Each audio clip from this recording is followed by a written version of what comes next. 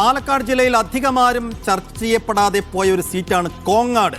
സംവരണ സീറ്റാണ്. അവിടെ ഇഞ്ചോടിഞ്ച് പോരാട്ടമാണ് നടന്നത്. 2011 ഈ സീറ്റ് നിർണയം എന്ന് വെച്ചാൽ ഈ സീറ്റ് രൂപീകരിക്കപ്പെട്ടതിന് ശേഷം LDF MLA മാത്രമേ കോങ്ങാട് ഇതുവരെ ഉണ്ടായിട്ടുള്ളൂ. ആ സീറ്റിൽ ഇക്കുറി അട്ടിമറി നടക്കാൻ പോകുന്നു എന്ന സംശയം എന്ന് വെച്ചാൽ അവിടെ അട്ടിമറി നടക്കാൻ പോകുന്നു എന്ന പ്രവചനമാണ് 140 ബാറ്റിൽസ് നടത്തുന്നത്. അവിടെ സ്ഥാനാർത്ഥികളെ പരിചയപ്പെടുന്ന അഡ്വക്കേറ്റ് കെ ശാന്തകുമാരി LDFന്റെ നിലവിലെ സിറ്റിംഗ് MLA LDFന് വേണ്ടി മത്സരിക്കുന്നു. കെ തുളസി UDF സ്ഥാനാർത്ഥി, രേണു സുരേഷ് NDA. നോക്കൂ, ഇക്കുറി അവിടെ എന്ത് സംഭവിക്കും എന്ന പ്രവചനത്തിലേക്കാണ് നമ്മൾ വരുന്നത്. 42% വോട്ടുമായി കെ തുളസി UDF സ്ഥാനാർത്ഥി ഇക്കുറി കോങ്ങാട് വിജയിക്കും, കോങ്ങാട് വലിയ അട്ടിമറി നടക്കും എന്ന പ്രവചനമാണ് 140 ബാറ്റിൽസ് നടത്തുന്നത്. 40.05% വോട്ടുമായി സിറ്റിംഗ് MLA കെ ശാന്തകുമാരി 2ാം സ്ഥാനത്തേക്ക് പോകും എന്ന പ്രവചനത്തിലേക്കാണ് 140 ബാറ്റിൽസ് വരുന്നത്. എന്തുകൊണ്ട് ഈ മണ്ഡല രൂപീകരണത്തിന് ശേഷം ഇതാദ്യമായി എന്തുകൊണ്ട് UDF അവിടെ വിജയിക്കാൻ പോകുന്നു എന്ന കാര്യകാരണങ്ങളിലേക്ക്, പോയിന്റുകളിലേക്കാണ് ഇനി വരുന്നത്. ഇത്തവണത്തെ പോളിംഗ് നോക്കൂ. 2026 പോളിംഗ് 80.30%. വലിയ പോളിംഗ് അവിടെ നടന്നു. 2021 കഴിഞ്ഞ തെരഞ്ഞെടുപ്പ് 76.21% എന്ന് വെച്ചാൽ 4%-ലേറെ പോളിംഗ് കുറി കോങ്ങാട് രേഖപ്പെടുത്തിയിട്ടുണ്ട്. ശരി, ഇനി അടുത്ത പോയിന്റിലേക്ക് വന്നാൽ LDFന്റെ അവകാശവാദം. അവിടെ UDFന്റെ അവകാശവാദം 3000 മുതൽ 5000 വോട്ടിന് വരെ ഇക്കുറി കെ തുളസി ടീച്ചർ ജയിക്കും എന്നുള്ളതാണ് അവിടെ UDFന്റെ അവകാശവാദം. LDFന്റെ അവകാശവാദം നോക്കൂ, 3000 മുതൽ 5000 വരെ എന്ന് വെച്ചാൽ കഴിഞ്ഞ കുറി 20,000-ലധികം വോട്ടുകൾക്ക് ശാന്തകുമാരി ടീച്ചർ ജയിച്ച മണ്ഡലത്തിൽ ഇക്കുറി 5000 വോട്ടുകൾക്ക് വരെ ഞങ്ങൾ ജയിക്കുമെന്ന ആത്മവിശ്വാസവും അവകാശവാദവും മാത്രമേ LDF ക്യാമ്പ് നടത്തുന്നുള്ളൂ. അതാണ് അവിടുത്തെ അവകാശവാദങ്ങളുടെ ചിത്രം. ശരി, ഇനി എന്തുകൊണ്ട് കെ തുളസി ടീച്ചർക്ക് ജയിക്കാനുള്ള അനുകൂല ഘടകങ്ങൾ അവിടെയുണ്ട്? സീറ്റ് കോൺഗ്രസിന് കഴിഞ്ഞ കുറി അവിടെ മത്സരിച്ചിരുന്നത് മുസ്ലിം ലീഗ് ആയിരുന്നു, വെച്ചാൽ UC രാമനായിരുന്നു. സംവരണ സീറ്റ് മണ്ഡല സീറ്റ് വിഭജനം അനുസരിച്ച് മുസ്ലിം ലീഗിനായിരുന്നു നൽകിയത്. അങ്ങനെ UC രാമൻ, ഇവിടുന്ന് കുന്നമംഗലത്ത് നിന്ന് പോയ UC രാമനായിരുന്നു അവിടെ കോങ്ങാട് UDFന് വേണ്ടി മത്സരിച്ചിരുന്നത്. അതുകൊണ്ട് തന്നെ അഡ്വക്കേറ്റ് ശാന്തകുമാരിക്ക് കാര്യം എളുപ്പമായിരുന്നു.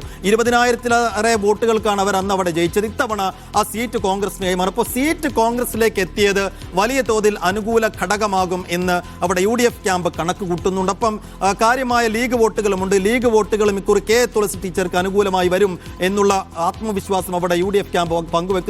സ്ഥാനാർത്ഥി മികവ് വെച്ചാൽ കമ്പാരിസൺ, താരതമ്യത്തിൽ ശാന്തകുമാരിയേക്കാൾ നല്ലത് കെ തുളസിയാണ് എന്നുള്ള ഒരു പൊതു ചർച്ച അവിടെ വോട്ടർമാരിൽ നിലനിൽക്കുന്നുവെന്ന് ഞങ്ങളുടെ പ്രതിനിധി സംഘം വിവരങ്ങൾ തേടിയപ്പോഴും മനസ്സിലാക്കാൻ കഴിഞ്ഞു എന്ന വിലയിരുത്തലിലേക്ക് കൂടി എത്തുകയാണ്. അപ്പോൾ കെ തുളസി, മറ്റൊരു കാര്യം കൂടിയുണ്ട്. നിലവിലെ പാലക്കാട് MP ആയ VK ശ്രീകണ്ഠന്റെ ഭാര്യ കൂടിയാണ് കെ തുളസി ടീച്ചർ. അതുകൊണ്ട് VK ശ്രീകണ്ഠൻ അവിടെ സ്റ്റേഷൻ ചെയ്ത് ക്യാമ്പയിൻ ലീഡ് ചെയ്ത ഒരു സാഹചര്യം കൂടി നമ്മൾ അവിടെ കണ്ടിരുന്നത് കൊണ്ട് കെ തുളസിക്ക് 2-ലധികം കാര്യങ്ങൾ അവിടെ അനുകൂല ഘടകമായി വരും എന്ന് കരുതപ്പെടുന്നു.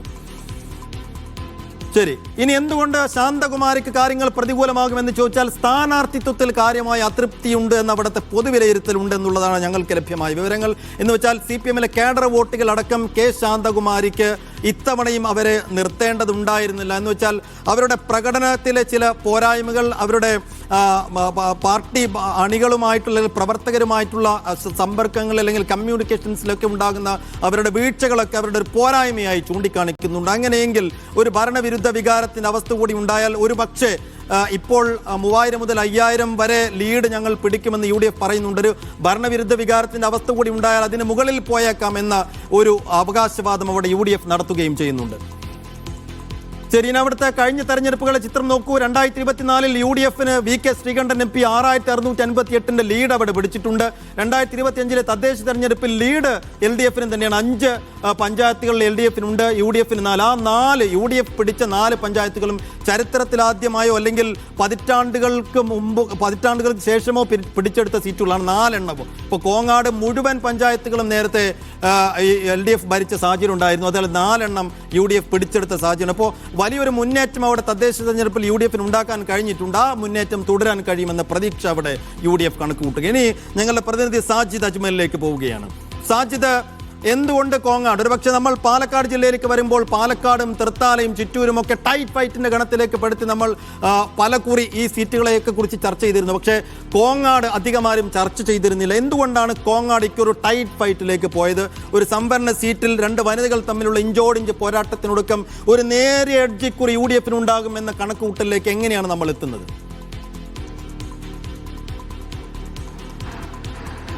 സൈഫുദ്ദീൻ, കോങ്ങാട് സംവരണ മണ്ഡലം രൂപീകൃതമായി 4ാമത്തെ തെരഞ്ഞെടുപ്പാണ് ഇത്. ആദ്യ തെരഞ്ഞെടുപ്പിൽ സ്വാമിനാഥൻ എന്ന UDF സ്ഥാനാർത്ഥി 3500 വോട്ടിനാണ് പരാജയപ്പെടുന്നത്. കഴിഞ്ഞ തവണത്തെ ഒരു സാഹചര്യമല്ല ഇത്തവണ ഉള്ളത്. കഴിഞ്ഞ തവണ 27,000 വോട്ടിന് കെ ശാന്തകുമാരി UC രാമനെ പരാജയപ്പെടുത്തി. അത് മുസ്ലിം ലീഗ് ഒരു അധിക സീറ്റ് ചോദിക്കുകയും ആ അധിക സീറ്റ് അവർക്ക് കോങ്ങാട് സീറ്റാണ് നൽകിയത്. ഇത്തവണ മുസ്ലിം ലീഗ് ആദ്യമേ പറഞ്ഞു തങ്ങൾക്ക് കോങ്ങാടിന് പകരം പട്ടാമ്പി വേണം, ഇനി പട്ടാമ്പി ഇല്ലെങ്കിലും കോങ്ങാട് കോൺഗ്രസ് ഏറ്റെടുക്കണമെന്ന് ജില്ലാ നേതൃത്വം തന്നെ പറഞ്ഞിരുന്നു. കാരണം ആ മണ്ഡലത്തിന്റെ ഒരു സ്വഭാവം ആ രീതിയിലാണ്. ഇത്തവണ ഈ കെ ശാന്തകുമാരിയും KA തുളസിയും തമ്മിലുള്ളൊരു ശക്തമായ പോരാട്ടം, 3 വനിതകൾ തമ്മിലുള്ളൊരു പോരാട്ടമാണ് അവിടെ നടന്നത്.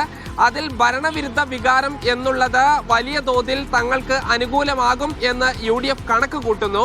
അതോടൊപ്പം കഴിഞ്ഞ പാർലമെന്റ് തെരഞ്ഞെടുപ്പിൽ VK ശ്രീകണ്ഠന് 6000-ലധികം 6800 വോട്ടിന്റെ ലീഡ് കോങ്ങാട് നൽകിയിട്ടുണ്ട്. ഇതുകൂടാതെ തദ്ദേശ സ്ഥാപനങ്ങളിൽ പലതും കാഞ്ഞിരപ്പുഴ, അതോടൊപ്പം തന്നെ കാരാകുറിശി, കരിമ്പാത്ത്, അച്ചമ്പാറ പോലുള്ളവ പൂർണ്ണമായും UDFന്റെ ഒപ്പം നിൽക്കുന്നു. ഇത്തവണ ഈ മേഖലയിൽ നിന്ന് വലിയ തോതിൽ വോട്ട് ഉയർത്താൻ കഴിയുമെന്ന് തന്നെയാണ് UDF കണക്ക് കൂട്ടുന്നത്. LDFിലേക്ക് വരികയാണെങ്കിൽ അവർ ഒരു 3000 മുതൽ 5000 വരെ വോട്ടിന്റെ ലീഡ് ഉണ്ടാകും. അത് ഈ ഇടതുപക്ഷ വോട്ടുകൾ ലഭിക്കുമെന്ന് ഒരു ആത്മവിശ്വാസം പറയുമ്പോഴും അവർക്കും ചെറിയ ആശങ്ക നമ്മൾ വ്യക്തിപരമായി സംസാരിക്കുമ്പോൾ പങ്കുവെക്കുന്നുണ്ട്. ഇതിന്റെ പ്രധാനപ്പെട്ട ഒരു കാരണം ഈ ഭരണവിരുദ്ധ വികാരം, അതോടൊപ്പം തന്നെ VK ശ്രീകണ്ഠൻ എന്ന ഒരു മികച്ച ഇലക്ഷൻ മാനേജറുടെ ഭാര്യയാണ് അവിടെ ഈ മത്സരിക്കുന്ന UDF സ്ഥാനാർത്ഥി. അതുകൊണ്ട് തന്നെ ഈ VK ശ്രീകണ്ഠൻ അവിടെ കളത്തിലിറങ്ങി കളിച്ചിട്ടുണ്ട്. അതുകൊണ്ടാണ് നമുക്കറിയാം ഈ കോങ്ങാടും മലമ്പുഴയും വെച്ച് BJP കോൺഗ്രസ് ഡീല് നടന്നിട്ടുണ്ടെന്ന് CPM ജില്ലാ സെക്രട്ടറി ഉൾപ്പെടെ ആരോപിക്കുന്നതിൻ്റെ ഒരു പ്രധാനപ്പെട്ട കാരണം അവിടെ ഏതെങ്കിലും തരത്തിൽ പരാജയം ഉണ്ടായാൽ അത് BJP വോട്ട് വാങ്ങിയാണ് എന്ന് ഈ മുൻകൂട്ടി തന്നെ പറഞ്ഞു വെക്കുകയാണ് CPM നേതൃത്വം. ആ രീതിയിലുള്ള കൃത്യമായ ഇലക്ഷൻ എഞ്ചിനീയറിംഗ് താഴെ തട്ടിൽ VK ശ്രീകണ്ഠൻ നടത്തിയിട്ടുണ്ട്. ക്രിസ്ത്യൻ മുസ്ലിം ന്യൂനപക്ഷ വോട്ടുകൾ വലിയ തോതിൽ UDFന് അനുകൂലമായി വരുമെന്നുള്ളതാണ് നമ്മൾ ഗ്രൗണ്ടിൽ നിന്ന് മനസ്സിലാക്കുന്നത്. ഇതെല്ലാം തന്നെ UDFന് KA തുളസിക്ക് അനുകൂലമായി മാറാനുള്ളൊരു സാധ്യതയാണ്. രണ്ടും മികച്ച സ്ഥാനാർത്ഥികളാണ്. കെ ശാന്തകുമാരി എന്ന സിറ്റിംഗ് MLA അഭിഭാഷകയാണ്, കോളേജ് പ്രൊഫസറാണ് KA തുളസി. അങ്ങനെ എല്ലാ നിലയ്ക്കും ഒപ്പത്തിനൊപ്പമുള്ള 2 വനിതകൾ തമ്മിലുള്ള ഒരു പോരാട്ടമാണ്. ഇത്തവണ അത് KA തുളസിക്കൊപ്പമായിരിക്കുമെന്നുള്ളതാണ് നമുക്ക് ഗ്രൗണ്ടിൽ നിന്ന് വ്യക്തമാകുന്ന കാര്യങ്ങൾ. Yes, thank you Sajid. അപ്പോൾ കോങ്ങാടും തവനൂരുമാണ് ഇന്ന് 140 ബാറ്റിൽസിൽ നമ്മൾ പരിശോധിച്ചത്. 2 മണ്ഡലങ്ങളിലും ഇക്കുറി അട്ടിമറി നടക്കും എന്ന പ്രവചനത്തിലേക്കാണ് 140 ബാറ്റിൽ എത്തുന്നത്.